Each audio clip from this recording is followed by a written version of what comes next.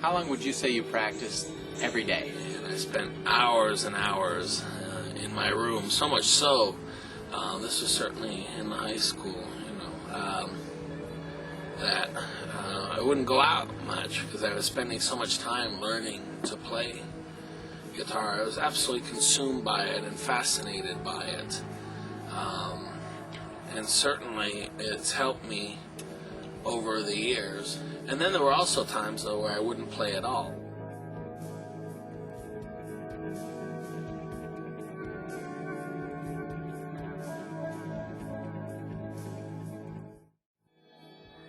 And as far as how long I practiced every day, I would certainly say that, I'd say probably 8 to 10 hours a day if I could get away with it. In high school, certainly, I spent a lot of time in my room. I didn't go out very much because I was so fascinated with the instrument. And I was very diligent about practicing and learning the concept.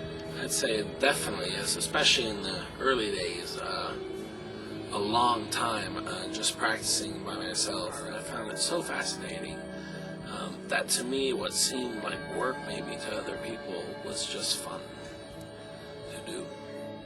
Were there any strange moments in your lessons? Yes, there were certainly some strange moments in the lessons I had with Chris Hatting. I don't know. I don't know what it was. It was very odd, though. I think that really it was, I was in awe of this player, Chris Hatting. He was a great guitarist, really great. And I aspired, to be like him someday and be able to play like him, someday. But, speed and playing fast was very much in style at the time, and in learning the scales, I would practice at home, trying to play it as quickly as possible, and that really wasn't the goal. It was to know the notes, but in that fashion, I did learn the notes. But just technique-wise, I tried to really, pick very quickly.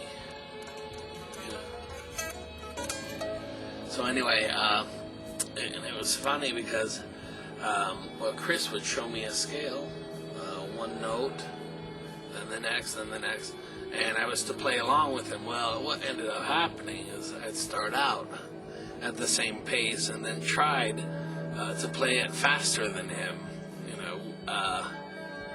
basically to show him that, oh, hey, I've been working on my technique, and here's what I can do, basically. I was silly, really, at the time. I also remember one time I had a guitar pick like this, and just, to be silly, I thought that I would light the pick on fire with a lighter during the lesson. I'm not sure why, but and Chris warned me, oh, don't do that. But it was too late, and I had already moved the lighter under the pick. Well, it turns out that pick just evaporated. I mean, it really lit on fire. I don't know if you've ever lit a pick. It's quite a terrible experience. I mean, the plastic just disappears, and the bad odor remains.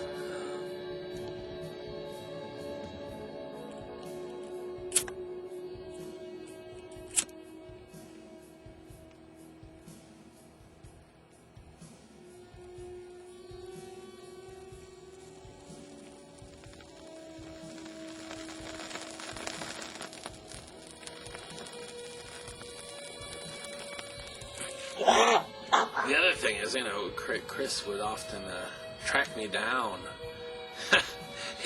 if I didn't show up to a lesson, especially in the early days. I thank him for it now, but at the time, it was like hiding from Chris because I had missed a lesson because I wasn't ready for it, because I hadn't practiced or something like that. And so at times he would call my friend's house to see if I was there, and those kinds of things. This happened on a couple occasions. However, I did end up taking it very seriously. It was certainly an opportunity to learn, which is why I doubled up on lessons. 'Cause I didn't know how long he'd be around for and be able to show me things. So he had a big influence on my playing. And the truth is, I couldn't wait to get into the lessons, to start the lesson. I just liked being around the equipment and so on, and being around a real good player, and I would learn a lot. He showed me a lot of different ways of playing, some music theory and so on. And at the time, he had other students as well who are real good guitarists these days. And I remember I'd always ask him, well, how are they doing? Right? Hoping that I would be keeping up with them. You have to understand, I came to guitar later than most of his students who had already been playing for 1 or 2 years at least. So I felt like the underdog, and I really had to work harder than most, I think. So basically, it was really a game of catch-up and those kinds of things at the time. I also, during the lessons, would ask if I could tape the lessons so I could refer to them, really, later on to learn. Many times I'd ask Chris just to play, and I could record it.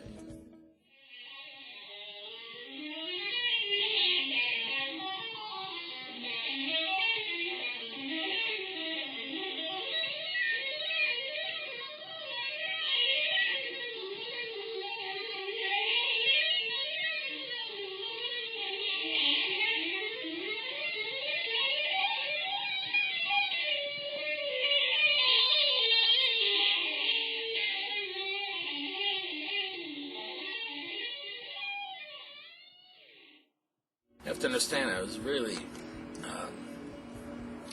in awe. I thought he was the best guitarist I'd ever heard. And he did teach me quite a bit, really. Quite a bit. At the time, I must have been a pretty poor student, though, I think.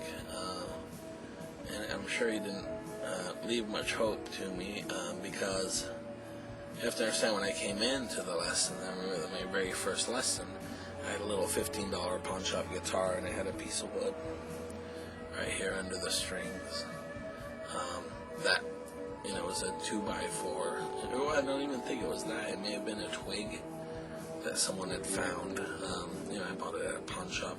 It had 3 strings on it. I didn't know how to put strings on or to tune the guitar at all. I didn't know any of those things.